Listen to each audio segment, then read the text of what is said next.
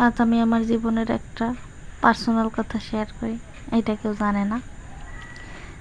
Hello বন্ধুরা, আসসালামু আলাইকুম, কেমন আছেন সবাই?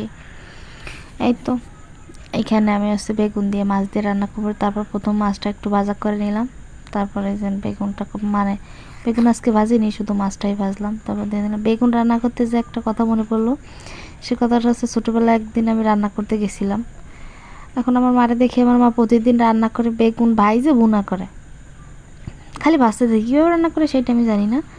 তারপরে আমিও চেষ্টা করলাম। আমার মা ডাক্তার দেখানোর জন্য ডাক্তার কাছে গেছিলো, বাসায় কেউ ছিল না, তার জন্য ভাবলাম মা ডাক্তার দেখাসে কষ্ট করে আবার রান্না করবে, আমি একটু চেষ্টা করি।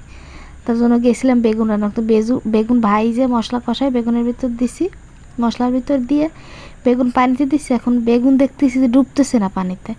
কিরে বেগুন ডুবে না কেন, এই চিন্তায় মাথা ঘুরতেছে, না ডুবলে তো রান্না হবে না।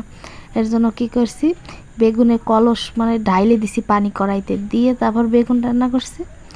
বাসায় এসে মা বেগুন খুঁজে পাচ্ছে না, কড়াইতে কাছে বেগুন কই। বলছি বেগুন ডোবে না, তার জন্য কড়াই ভইরে পানি দিয়ে দিছিলাম।